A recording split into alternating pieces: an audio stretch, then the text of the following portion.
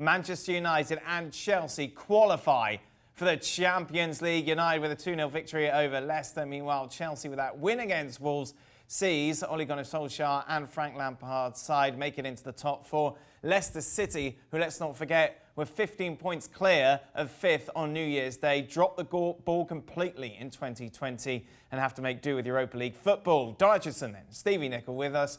Stevie, United with that win earlier on in the season. You were one of the harshest critics. Ole, he's proved you wrong, hasn't he? Oh, it's just me, is it? Listen, you can't say that qualifying for the Champions League is not a success for Ole Gunnar Solskjaer, because it is.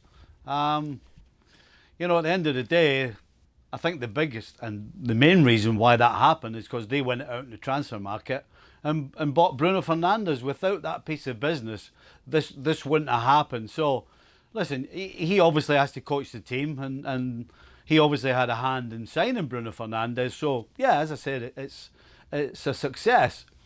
I'm not convinced that he can take them from Champions League qualifiers to actually vying for the title against Liverpool and City.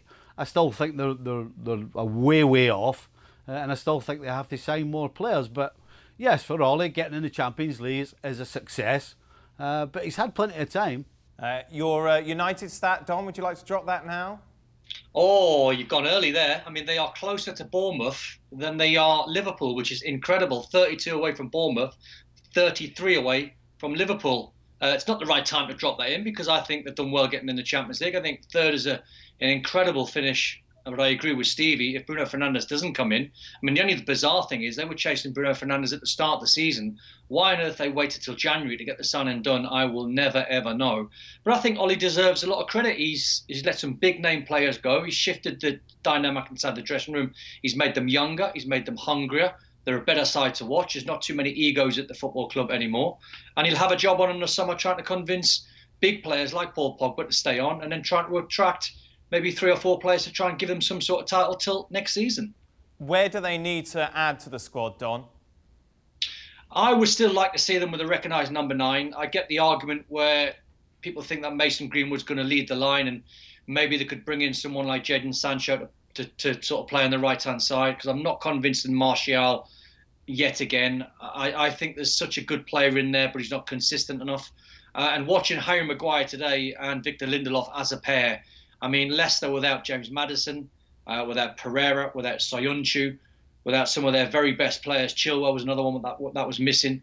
Vardy and Iheanacho caused the two centre-halves problems time after time after time. And this was an under-strength Leicester side. So I would like to see United, if they are going to try and compete again and get closer to City and Liverpool, in my opinion, they need a world-class centre-half. It's difficult, though, because there's a lot of teams that need world-class centre-halves at the moment, Stevie. Do you agree? Should that be their priority? Yes, I would think so. You know, I think, listen, Manchester United are as far as the world's concerned, they're one of the big teams. They're one of the teams that most players want to go to. And the fact that they're on the rise, the fact that they're in Champions League, the fact that the whole dynamic, when you say the word Manchester, or the team Manchester United, people think about it in a different way now. You said it about a couple of minutes ago. You know, it's younger, it's more dynamic, the better to watch. This is a mile away from what we were looking at 2 and 3 years ago. So listen, if there's players available that are good enough and will make United better, then I think United have got a chance. And I do agree, a centre back, big time, beside Maguire. I think Maguire's a good centre back in the Premier League. I don't think he's anywhere near Van Dijk, but he certainly made a big impact at United. And I think we should probably just hold off a little because, you know, Greenwood and Martial have had a good spell, but we know Martial's had good spells before, and Greenwood's a young player, so there's still a lot of room for United to build. As Don said, they're 33 points off Liverpool, so clearly they have to get a bigger and better squad, but they're on the right way. It's a rubbish game today, though, wasn't it, Don? I suppose if you're a United fan, you don't care, but it just felt nervy. There wasn't much quality on show, and in the end, either side could have really won it. Yeah, well, I thought Leicester in the second half at 0-0 looked like they were going to go and win the game. I thought United, like the West Ham game, I thought they looked tired. I was looking at Nemanja Matic, who was poor today. He looked as though he just wanted the season to end because he never had too much left in his legs. Bruno Fernandes was fading in the game until he scored the penalty. And it was sort of contagious. Everyone just looked jaded. It was like a 100-metre sprinter sort of dipping for the finish line. And yeah, they got the job done, but it was very nervy watching the game because at 0-0, it was completely in the balance. What's happened to Leicester, Don? Well, their record's been horrendous. Everyone seems to think that it's just been, since the restart, but they've only took, I think, six wins from a possible 22. So injuries have massively played a part. When you think of Pereira, everyone was talking about him or Trent being the best right back in the country. The form that he was in at the start of the season. Soyuncu, before he was suspended, was getting linked with the likes of Man City. Kasper Schmeichel at the time wasn't making too many mistakes. He made another costly one today. And then you take out James Maddison at the top end of the pitch, and they're always going to be a little bit light. So Brendan Rodgers made a good comment the other day, and whether it was just a Brendan Rodgers statement, I'm not so sure. But he tried to take the pressure off the team today by saying top 4 was never the aim at the start of the season. It was always the top 6. So he tried to sort of relieve a little bit of pressure. So I still think when you look at the bigger context of where Leicester have finished in 5th, I think they've done quite well. That's rubbish, though, isn't it? If I'm a Leicester fan, I want to be hearing we wanted that top 4 place. I understand it's a fluid situation. It changes. When you've got a 15-point lead over 5th on New Year's Day and you blow it, Stevie, and you end up finishing 5th, which you would have taken at the start of the season, of course you would. No doubt about that. However, things change, and surely your targets, your goals have to change with it.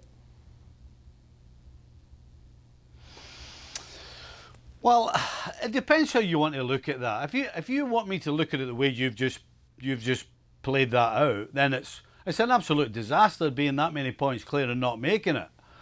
But if you want to look at it realistically and rationally, Leicester City, if they have the starting 11 on the field, can give anybody a game. But as soon as you start losing players, then you're struggling big time. They have nowhere near.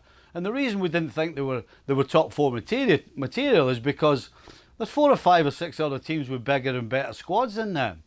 So, listen, your glass is either half full or half empty. If you're that far clear, you're disappointed. At the end of the day, no question, the start of the season, they'd be saying, right, if we can get a Europa League spot, we'll have done well. Meanwhile, where is the party? Is it at Frank's house for you, Don, or where has he told you the party is? Where's the real one? The real one's at Frank's, but I'm not invited just yet, so I'll text Jody Morris to see if I can sort of sneak in through the back door. Jody Morris and that's is exactly +1. what Chelsea have done, by the way. They've snuck in through the back door. But, hey, by the way, they got a great result today because I thought that was one of the most unpredictable games that you were watching in the Premier League. I had no idea before the game how it was going to play out, what the scoreline was going to be. In my heart of hearts, I thought it would have been a score draw, but getting the 2 goals just before half-time, it gave them confidence to go into the second half. Hey, a couple of great quality goals as well, Stevie. Yeah, but you know what? I've got to say, that's not the biggest story for me. Kepka not playing. I'll tell you what. Oh, yeah. I would love to have seen Kepka's face when he was told that he was on the bench, by the way. It's not the golfer. Sorry, Kepka. I was watching the golf before I came on, sorry. Yeah, Bruce Kepka in goal for Chelsea, yes. I would love to have seen his face when the team sheet come out and was called out and he was on the bench, because if you ever needed a statement or ever needed to know where you stand as far as the managers are concerned, and if you ever needed to know who's in charge at Chelsea, then it's Frank, because your world record signing goalkeeper is sat on his backside on the biggest game of the season. That for me is the big story. Listen, there was always a chance Chelsea would win the game because they've been struggling defensively. That's why we thought it was all going to be so tight. But today, the good Chelsea turned up today. Didn't give a lot away defensively and did enough going forward. And fantastic free kick from Mount and Giroud. I don't understand how he manages to run round a defender when he's a yard behind him over 3 yards, but he did it. And they won the game. Yeah. So, but no. The big one's Kepa. I mean, where does he go from here? Well, it's got to be out, isn't it, Don? Yeah, I mean, that was a massive statement. When we were at Premier League today and we seen the team sheets come in, it was like a bit of a bombshell. It was like, wow, that is a statement and a half from Frank. And the bizarre thing was as well, watching the warm-ups, Kepa had to actually, do all the work for Caballero, do all the sort of donkey work behind the scenes, warming him up and stuff, which couldn't have been easy. But in terms of statements go, as Stevie said, Frank is solely in charge. If there's ever a power struggle between Frank Lampard and Petr Cech being the sporting director, Frank certainly won this one. And he put his reputation on the line because it could have went the other way. If he had put Caballero in and Caballero made one or two mistakes and Chelsea lost the game and missed out on top four, then Frank would have got lambasted in the press. I'm pretty sure even by Chelsea fans would have thought he's dropped a massive mistake, but he was brave. He made the right call. And now look where they're sitting, top four, FA Cup final. It's not a bad first season. Thanks so much for watching ESPN on YouTube. And for more sports highlights and analysis, be sure to download the ESPN app. And for premium content and live streaming, subscribe to ESPN Plus.